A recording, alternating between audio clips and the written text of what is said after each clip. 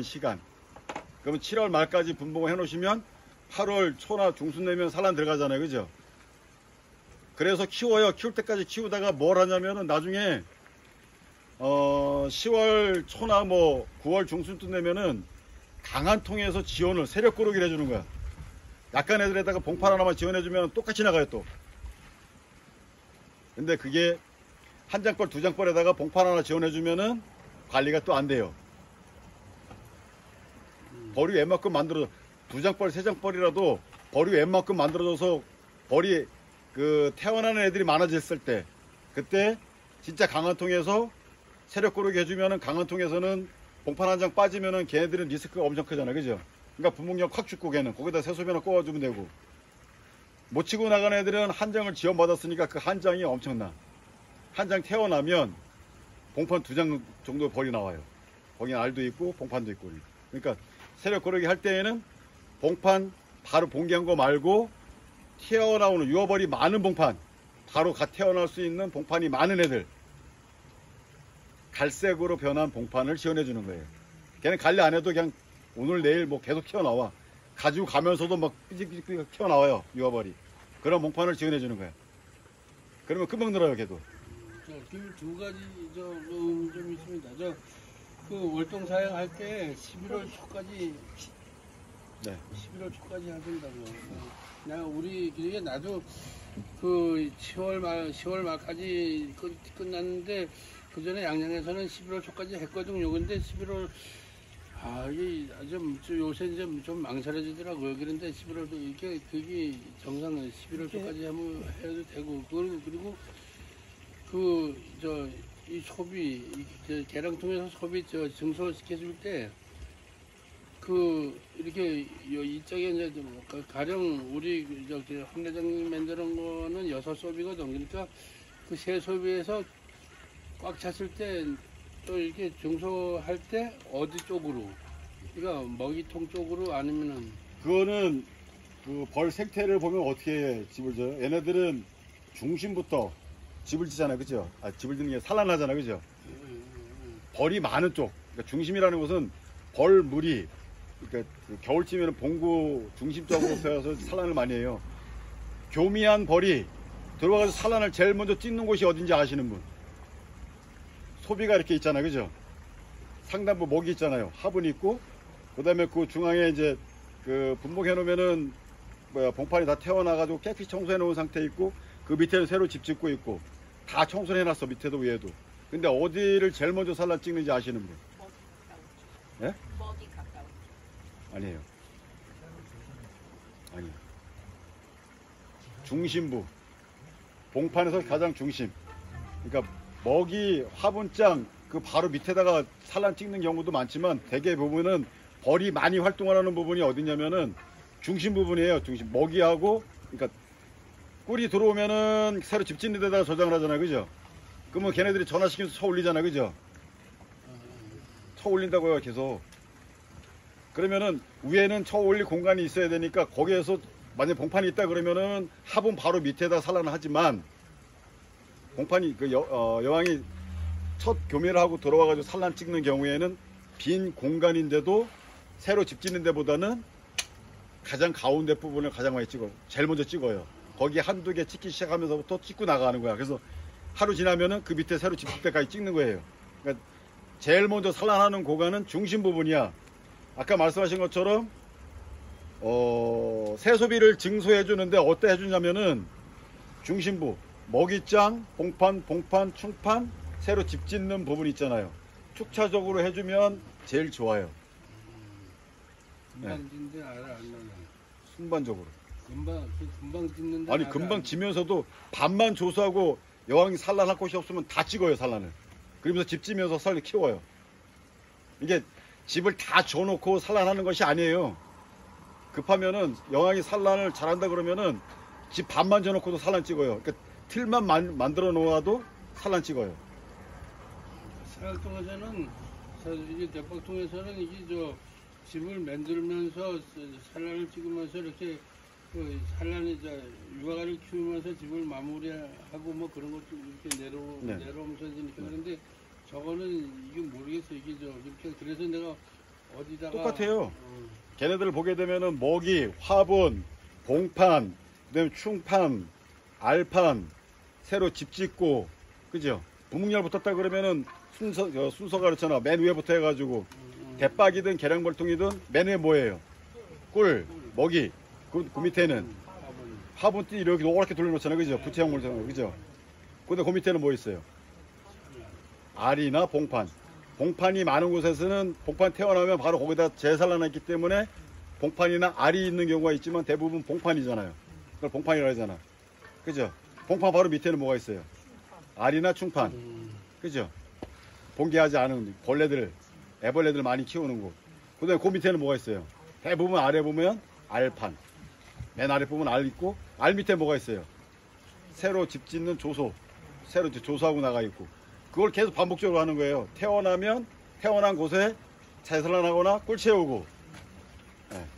그러면서 새로 집 짓고 나가니 벌 크게 높아지면, 그래서 제가 말하는 게 산란할 수 있는 게 30에서 40cm 봉구권이, 그 산란 육아권이.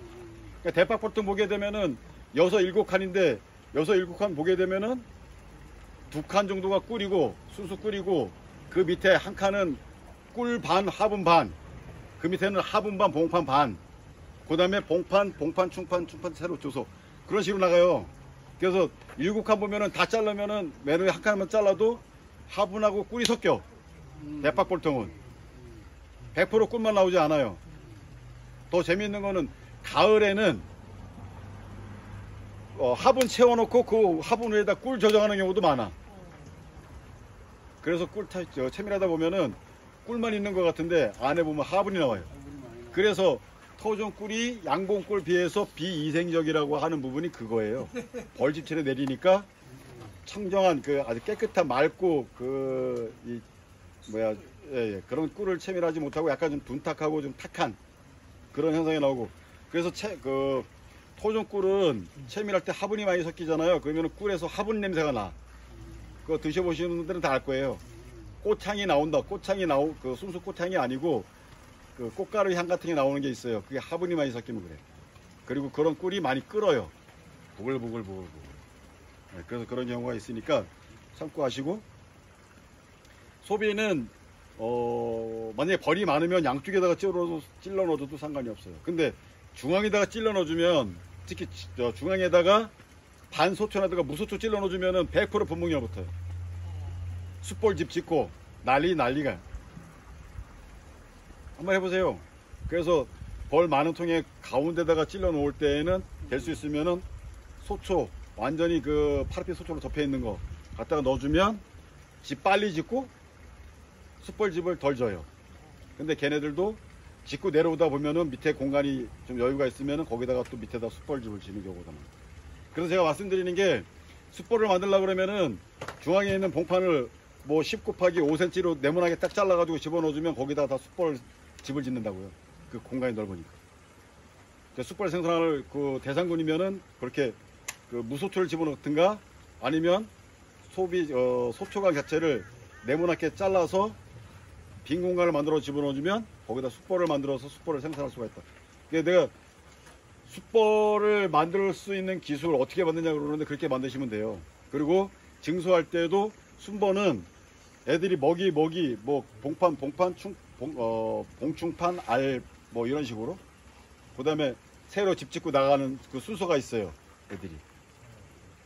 그러니까 그걸 맞춰주시면 되고, 대부분 보면 토종벌은 양봉에 비해서 약간 습성이 약간 틀린 게 뭐냐면 양쪽에다 꿀을 채우고 가운데서 산란 육아를 많이 하는 경우가 굉장히 많아요. 계량 소비도, 계량 벌통도 보면 어떤 벌통은 양봉처럼 똑같이 나가. 딱 주소면 뭐 2장 정도는 꿀이 차여 있고, 순번도로 봉판 2개 나가 있고, 봉충판 들어가 있고, 축판, 알판 새로 집 짓고 이렇게 나가는 경우도 있는데, 10통 중에 한 5통 정도는 토종벌은 대부분 다 이렇게 양쪽에다 꿀 채워요. 양쪽에다 꿀을 채우고 가운데서 산란 육아를 집중적으로 많이 하고. 양쪽으로 가운데 화분을 많이 넣어요. 네. 그리고 재밌는 게 뭐냐면, 쟤네들 그 계량벌통 위에다가 공간만 만들어주면 가운데 위에다가 덧집을 많이 줘요. 사이드에다 안 줘. 사이드에는 별로 안 지고 그 공간 위에다가 가운데 위에 보면 거기다가 예를 들어 가지고 무슨 뭐 사양 그릇 하나 올려주거나 아니면은 고체사료 용기 있잖아요. 그거 하나 이렇게 먹고 다 먹고 비우면 거기다가 꿀 채워나게. 네. 그러니까 반계상이라는 게 바로 그 말이에요. 좀 있으면 꿀 많이 들어오면. 해충이 이제 왕태가 심하잖아요. 네. 8월부터 들리죠. 네. 아니 지금도 댐벼요. 이제 활동기야. 그러니까 이제 지네도 애벌레를 길러야 되니까. 그렇죠. 많이 좀. 근데 올해는 말벌이 그렇게 많지 않아요. 그러면 그죠? 그 저기 뭐 조금 말벌 있으면 올해- 되겠지. 조금 있으면 좀 아니 많아지겠지. 작년에는 이 시기에 엄청 났어요. 작년에는 엄청 났는데 근데 올해는 말벌이 별로 집에서 간편하게 지난 겨울에 많이 얼었습니다. 집에서 간편하게 만들 트리 내용물은 뭐가 가장 좋아요? 그 유인 틀려? 제가 저번 시간에 말씀드렸던 것처럼 PT병. 그 안에 PT병이나 내용물 제일 좋은 게 요소수통 있잖아요. 투명한 거. 투명한 거. 그러니까 그 20리터짜리 그 물통처럼 이렇게 하얀 거는 잘 안 들어가요. 보여야 돼. 잘 보여야 돼. 안이 잘 보여야 되고 냄새도 자극적이게 그 달고 시큰시큰하고 그런 향이 나야 되고. 뭘 주로 집어넣으세요? 포도가 제일 좋다니까. 포도 먹고 남은 그 껍데기. 예. 거기다 콜라하고 섞어가지고 집어넣어도 잘 들어가고. 그 다음에 양봉원에서 요새 파는 거 25,000원짜리 4리터짜리인가 그것도 잘 들어가요. 유인에. 팔고. 그 다음에 막걸리를 쓰면은 단기간은 좋은 한 일주일은 쓰는데 일주일 지나게 되면은 썩어요. 썩고 그 효과가 별로 떨어져. 일주일이면 안 들어가. 예. 가장 오래 가는 거는 액기스 담았던 매실액이라든가 돌배라든가 뭐 사과, 그 배, 뭐 이런 것들 그 찌꺼지 같은 거. 예. 그 찌꺼지에다가 콜라나 포도주스 좀 넣어가지고 믹스해가지고 넣어놓으면 잘 들어가더라고요. 근데 제일 잘 들어가는 거는 식초 한 몇 방울, 한 2숟갈 정도 집어넣고 그 포도주스 넣고 그 다음에 그 저기 에키스 담았던 거 있잖아요. 네, 건지. 네. 그 포도 머루에 이상하게 많이 가는 것 같아요. 머루. 제가 머루도 많이 머루 가고. 농사를 좀 짓는데 머루 효소 담아가지고 그거 갖다 자꾸 퍼주니까 아주 잘 들어가요. 네, 그 포도보다 머루가 잘 들어가는 것 같더라고요. 뭐가 시큼시큼해서 아 근데 향이 더 진해. 우리가 발효하는 머루 좀 많이 발효. 따거든. 포도 사다 먹어요. 그 다음에 그 저거 개복숭아. 못 먹으니까 개복숭아 효소 담근 그 찌꺼기 있잖아요. 혹시 있으시면 그거 갖다 써보세요. 그것도 잘 들어가요. 그렇더라고요. 개복숭아. 개복숭아 얘기해요. 네, 개복숭아. 근데 이제 우리는 아직까지 어미가 넓어서 그런지 왕티는 그렇게 피해가 없는 것 같아요. 맨만에 오긴 와도 이게 다 왔다 가지 뭐. 그리고 토종벌은 집만 안 뚫리면 돼요. 그 소문 높이만 그 제가 말하는 것처럼 만약에 더울 때 소문을 한 칸을 크게 먼저 놓는다 그러면 두 칸을 쫓고 열어가지고 토종벌만 다니게 화분다리 달고 들어갈 정도면 돼요. 그러니까 5.5mm짜리 저 오뎅꼬치 갖다가 딱 집어넣고 딱딱 눌러놓으면 등검은 말벌도 못 들어가고 말벌도 못 들어가요. 토종벌만 들어가고. 근데 양봉은 들어가. 네. 그러니까 그거 양봉장 없으면 그렇게 해놓으시면 돼요. 소문 그 높이 조절은. 그래가지고 안에만 안 들어가면 되고 실질적으로 뭐 회장님도 알지만 몇 년 전에는 저희 토종벌 뭐 소문이 그냥 날아가가지고 그냥 그 똥 뚫려 있는데 말벌들이 대추말벌, 왕벌벌 큰 거 있잖아요. 나이 다 많은 거. 걔네들이 거기가 15마리가 뭐 싸우다 전사해가지고 같이 죽어있고 뭐 들락날락 돼도 이렇게 월등 잘 나고 관리 안 했는데도 그렇게 사는 경우도 많더라고요. 그러니까 토종벌이 양봉에 비해서 대처 능력이 좀 강해요. 해충에 대한. 네. 낭충 바이러스하고 소충 폐해가 좀 심해서 그게 단점이지만 그 외에 뭐 질병도 강하고 해충 관리도 토종벌은 양봉처럼 도망 안 다녀요. 걔 도망 다니는 게 아니고 빨라. 양봉에 비해서 속도가 굉장히 빨라요. 들어갔다 나갔다 하는 거 그 말벌 같은 경우에는 걔들을 낚아채 가는데 토종벌은 쉽게 못 낚아채. 그래서 거기서 뭐 정지비행 좀 하고 있다가 간보다가 딱 하다가 한 몇 번 공격하다가 한 마리 낚아채 가지고 가고 그래. 근데 양봉은 가가지고 휙 이거예요. 휙. 그러게 왕탱이 아 좋기는 근데 많이 소왕태도 하더라고. 잘 낚아채가 작은 놈이 와가지고 그리고 파리매. 걔네들은 낚아채는 아리매. 파리매도 많이 낚아채 가요. 아리매가 그게 아유 그거 벌통이 파리매가 뭐야? 아니 그 벌매라 그래. 파리매가 어떻게 생겼냐면 잠자리 유축처럼 생겼는데요. 아 그거구나. 네네. 몸뚱아리가 커. 요만해 요만해. 메뚜기만한 이렇게 메뚜기처럼 생겼어요. 네, 메뚜기처럼 생겼는데 날개는 벌매라 그게 그래. 많은데 얘들이 같이 날더라고. 얘가 벌이 날아서 이렇게 들어가면 뒤 따라가가지고 팍 집어. 껴 있고. 날아가고. 그다음에 사마귀도 그 벌통 수찰하실 때 주변에 사마귀 있으면 사마귀도 잘 낚아채요. 사막의 개구리. 그다음에 개구리, 두꺼비, 그 개미 이런 해충 같은 걸 하시면 되고. 그 개구리도 퍼런 개구리야. 지금 개구리 아니고 퍼런 개구리. 그저 청개구리 말고 그 예, 이렇게 두꺼비처럼 생긴 그 뱅개구리라 그래. 그래. 그다음에 이제 장마철 모밀기 때 대박벌통은 증소 해주는 거를 좀 해주시면 안 돼요. 증소. 꿀 안 들어오는데 계속 갔다가 이어주면 뭐예요? 그 자꾸만 벌죠. 더워가지고 벌이 습도가 높으면 내려오고 건조하면 올라가잖아요. 근데 자꾸만 습도가 높고 내려오니까 벌이 많은 줄 알고 벌이 해주시는데 많은 줄 알고 자꾸만 올려섰어요. 이래 어떤 지금 뭐 15개씩 올라올 때 당연히 물 들어가면 반은 비, 그 3개, 4개는 비 있어요. 그렇게 이게 단점이 뭐냐면은 꿀 안 들어올 때, 꿀 많이 들어올 때는 팍팍 내려오면서 꿀 재우면서 내려와요. 근데 꿀이 안 들어올 때 계속 기어주면은 들어온 꿀 가지고 집만 져. 집만 져나, 집만. 꿀은 안 차고. 그래서 말씀하신 것처럼 뭐 10칸, 15칸 되는데 나중에 가을 돼가지고 딱 들어보면은 다 헛집밖에 없어요. 꿀은 없고. 그리고 그런 애들이 또 어떤 게 있냐면 꿀 들어올 때 채워놓고 이게 못 채워올리니까 중간엔 텅 벼요. 그랬다 꿀 들어오면 또 그 밑에부터 채워놔. 그래가지고 빈 대박이 많아. 그러니까 꿀 딸 때 보면은 꿀은 안 나오고 4대박, 5대박 한 대도 안 나와요.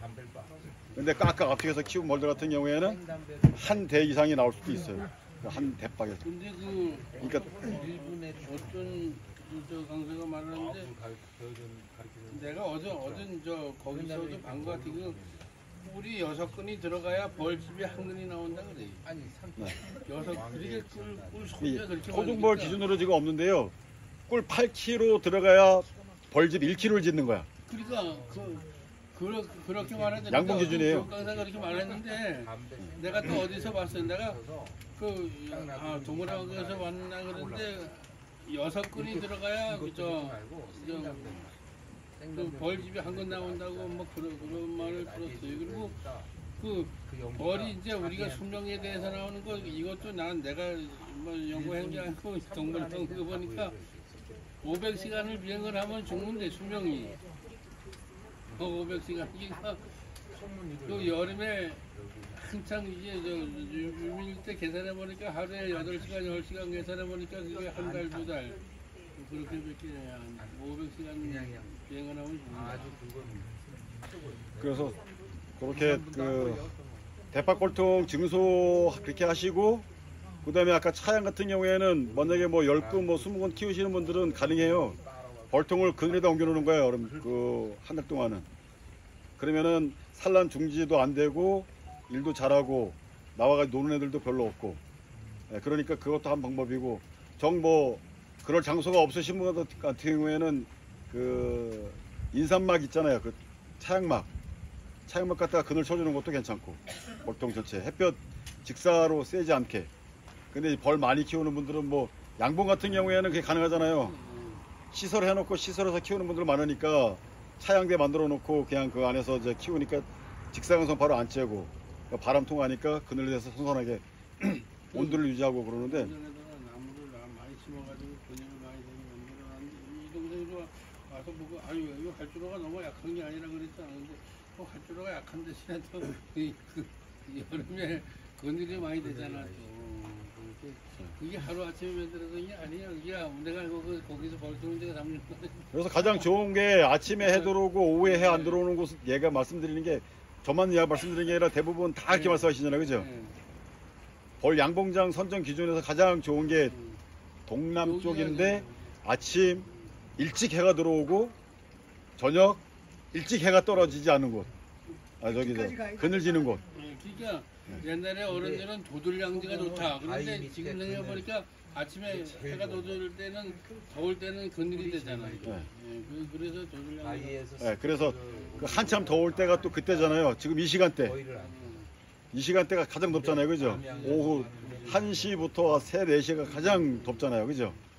그리고 양지 쪽 같은 경우는 아침부터 해가지고 오후 늦게까지 해 드는 곳은 하루 한 12시간 정도를 햇빛을 받고 있는 거야. 지면이고 모든 물체가 다 그 태양열로 대표 있는 상태예요.